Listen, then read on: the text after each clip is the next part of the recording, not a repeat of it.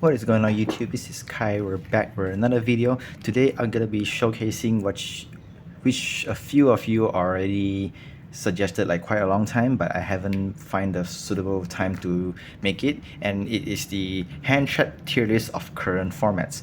So for what we know current nowadays is that which Handtrap is use highest usage, and why does the hand trap is being used that frequently, and which hand trap is suitable for the meta game right now, for the tier list, for the upcoming decks, etc.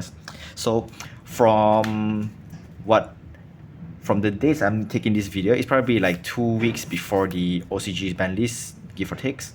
And the top tier decks currently we have now, if you have noticed or look at Road of the Kings or ESDR Gamings, the tier 1 now is Razors, but of course without doubt even TCG now have Razors, and will be the top metas or the high tier decks will be probably Rizal, Malice, Blue Eyes, Finsmith, White Woods, etc. Those kind of decks. So this tier list is based on my opinions, and what my teammates have thought of is I would say efficient to use in this format. And at least from what we saw in the every winning deck list, they played these, and from what our testing is proven quite effective in certain ways. So without further ado, let's go into the tier list videos. So for first one, we have the tier Bs, which is they have their usage, but maybe not that good or not that effective, or just very niche situations only to play these kind of hand traps. So what we have in tier B, first and foremost, we have Lancias. And yes, you guys probably wondering, but Lancia stops Malice and stops decks that banishes. Yes, from like I said, it stops his Malice, but it doesn't effectively stop a lot against other decks. Like we're saying like Razors or any other banish decks, because not a lot of deck banish, in my opinion, only Malice. Because if you're wanted to play a hand trap, or you're willing to main a hand trap that is effective against any other decks as well, you won't main deck Lancia because it does nothing against any other deck. So it's not worth the slot in your main deck just to main the Lancia. So that's why it is in here. And any other for the B tier, we have the Osmoners, Dotwoods, Cyphering Package, and last but not least, this is my personal opinion, I added this in the tier B because I feel like not every deck use this as a hand trap better than extenders. It is the Bestials. So in my opinion, these are goods, but Dotwood is very dependable, because you only play this because you don't want your opponent to extend that much, and especially during time. Well, if the format is not that time spending, like drag game a lot, grind that a lot, there won't be a time game, in my opinion. So if you play against a grind deck and it's summon that much, and yes, it's reasonable to play this. But other than that, we have any other hand trap that is effective than this. For Bestials, because you only against the light and dark decks that grave relevance. In this format, we only have like the Melodious and the Voiceless Voice. Voiceless Voice is kind of underrated now. It's kind of off the radar for quite some time, because due to a lot of decks that more effective than this. And of course, Voiceless Voice is not a bad deck. It's just that this representation are low, so people are cutting down the Bestials. For the Cyphering Package, I see a few 60 card decks play Cyphering, but understandable, because 60 cards you have a lot of options, a lot of space to put it in the hand traps. And also you have a lot of things that happening empty field. Like we have Grass is Greener, we have Horizon Sandies, we have a lot of things that happens when empty field, so you want to get interrupted. Having more hand traps like this is pretty reasonable. So that's all I have for tier B. And next up, we're gonna move to tier A. Well, tier A is frequently used as some people even willing to main deck it. So it's like, I would say nowadays decks bread and butter in my opinion. So first up, and of course we're gonna have the Ash Blossoms and the Hand Traps Sisters, the Ogres, and the Bell. Well, these are generics because not much to say about it. You play almost every decks will play this because well, Ash is Ash, Ghost Ogre is Ghost Ogre because Ghost Ogre in this format is kind of strong in my opinion because a lot of decks need to have their monster on the field in order to extend or to achieve certain effects. So Ogre is different. Yes, it doesn't negate, but it destroys. Removing a card off the field is huge, especially against that. For example, like Malice, they go to Link 2 place and they need to climb the Link 2 into Link 3s. If they activate any Link 2's effects on the field, you ogre it, they lost a Link 2 body, they have to climb their way back to that link rating is kind of hard. And also against Raizo, if you destroy one of their Xyz, they need to summon out another one, which is requires follow-up. If they didn't prepare for that, they might don't have the correct follow-ups and endurance for next turns. Not to mention, you're losing 2 monsters and 1 body. And for Bell is because for preventing the grave, especially something like Blue Eyes, or you even can prevent Call by the Grave, you can prevent Bestials, you prevent certain things that normally you only can interrupt with Call by the Grave that is during your own turns. So in my opinion, Bell is like the opposite of Ash, but if a heavy grave relevance like Finsmith, you need this.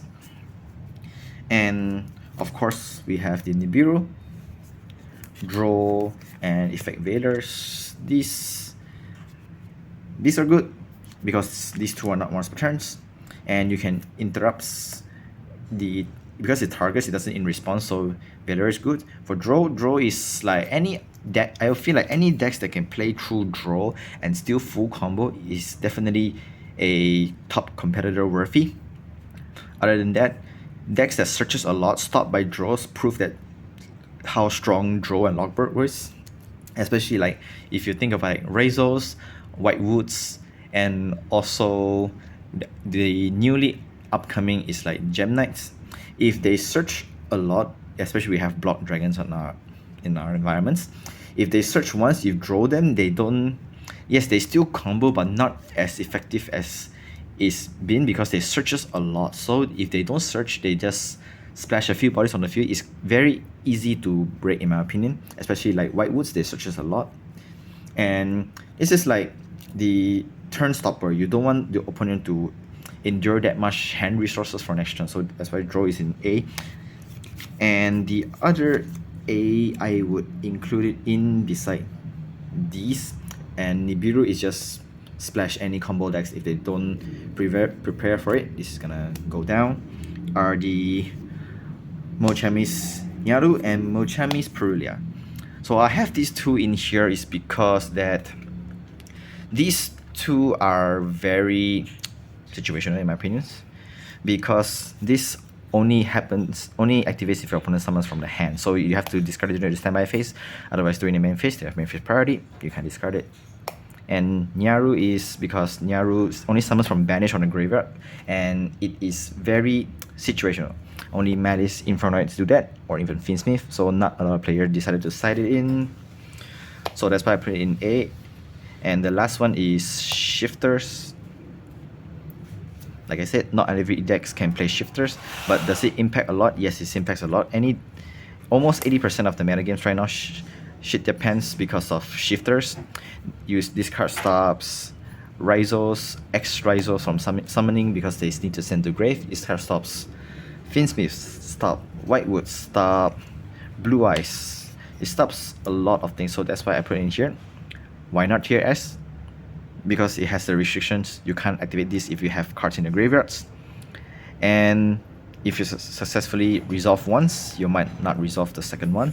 And if your opponent grinded out this, or any decks that can, there are still few decks that can play through this. So I played this at A.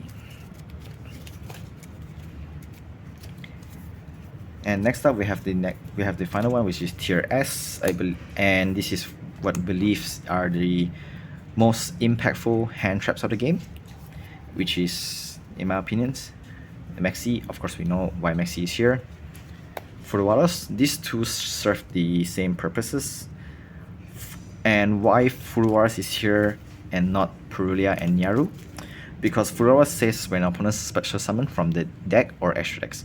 Almost half of Yu-Gi-Oh decks nowadays special summon from the deck and extra decks, unless they have conditions summoned from the deck, which is hardly gonna came up. So this can respond. So during your main phase, if you activate something like maybe Hero Leaves, or even like the Runics summon from the extra decks, you can chain this in response. So you make your opponents think, unlike Purulia, because you need to discard during standby phase, otherwise you can't draw during their normal summon, so which is why they are here. And next up we have the Impermanence, because Impermanence is good. You can activate it in either player's turn as long as your empty field, and it disrupts. M-board is a board breaker, it's a hand trap, it's a disruption, and not to mention it doesn't have to activate in response. So this is here. And the next up cards I would put in tier S is Dominus Pulse, because after testing a month with this card in Malice and in Fire King and any other deck, proven that this card is really strong. It's a solemn warning on legs. You can activate on hand, and if you have traps in the graveyard, you can destroy it.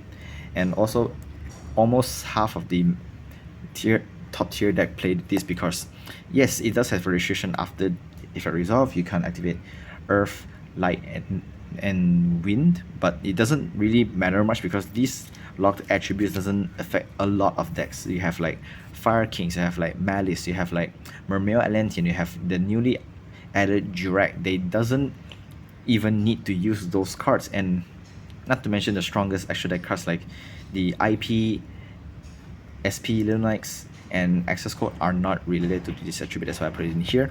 And if you guys probably wondering why Dominus Pulse but not Dominus Purge, because Purge did the exact same job as Ash Blossom. You prevent opponent from searching, and also it restricts the attribute of Fire, Dark, and Aqua, which is not that good if you already have Ash Blossom doing the exact same jobs, but you have to prevent Ash Blossom from activating. So that's why it's in here. And also it negates spell, traps, monster effects, and from anywhere. So this card is really good. And these two is here because you can't call by it. If you want to cross out, you cross out. The Impermanence is very reasonable, and not many people can cross out this because not a lot of people will main this, especially like multiple attribute decks. So that's pretty much it. For some, I probably have to explain this why I'm not including Chaos Hunter in here. Well, because Chaos Hunter is too situational, only against Malice, not any other certain decks, and also Chaos Hunter's vulnerable to tactics. It's because it's only summoned during the main phase. Mostly summoned from the special summon are from the main phase instead of from the any other phase except for Runic, so that's why I'm not including in here. Yep, so that's it for the video. Hope you guys enjoy. I'm just gonna put it right here for examples. So if you guys prefer these kind of videos, or you guys have any other tier list or opinion videos want me to like showcase, I'll be gladly to do so. Just let me know down in the comments below, and we'll see you guys next time.